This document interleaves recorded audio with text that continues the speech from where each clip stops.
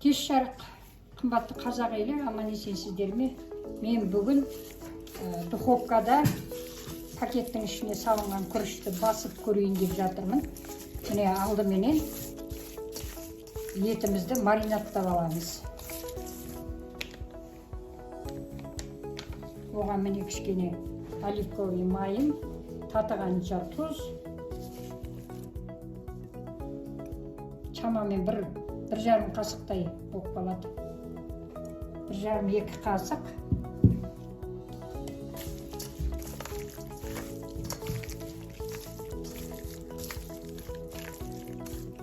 Енді мен де бірінші рет істеп тұрмын, әрине интернеттен көрдім. Көргенімді істегім келеді, істеп жасап.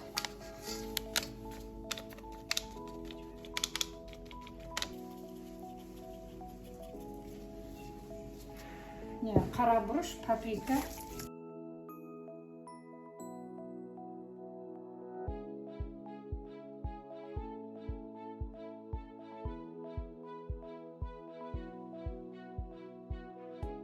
Маринадқа бір 15 минутқа қойып қоямын.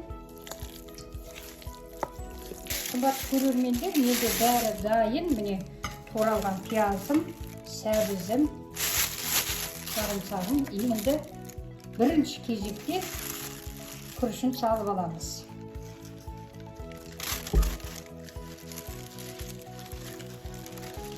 Келесі кезекте пиязым,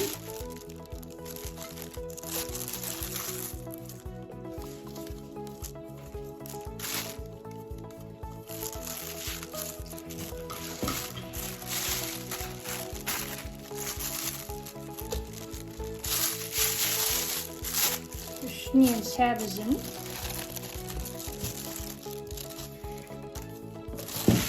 енді мен күрішке көп тұз салмаймын, себебі жаңа күріште сылақ қойған кезінде кішкене тұз салғанмын, сондықтан аз ғана тұз саламын, шамамен 1 шымшым. Енді сарымсақты осылай саламын.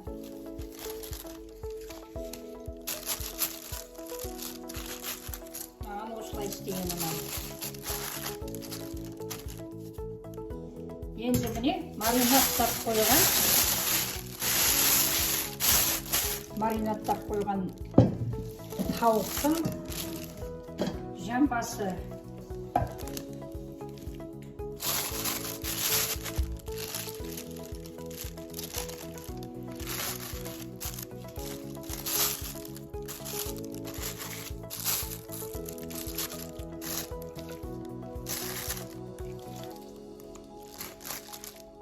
Төрт жамбас.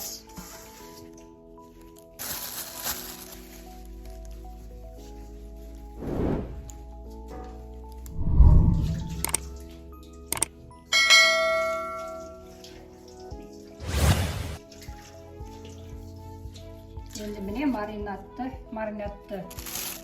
дайындаған ыдысқа суды құйып, міне құйдым.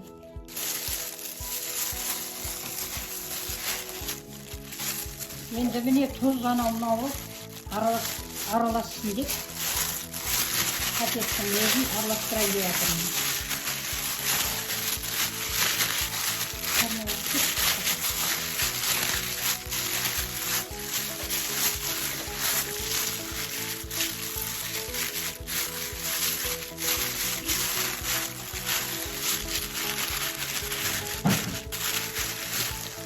Қармай салып жатырмын. 180 градус дайын ысытылған духовкаға 1 сағат пісіреміз.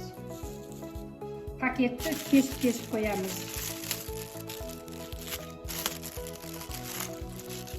Қарым бүрме пісіргендей.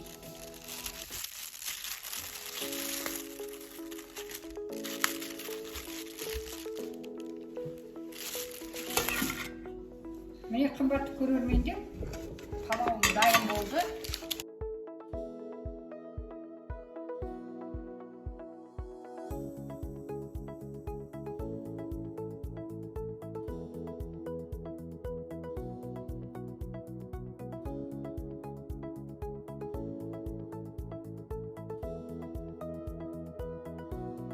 Қымбатты көрермендер, менің духовкаға пісірген палауым дайын болды.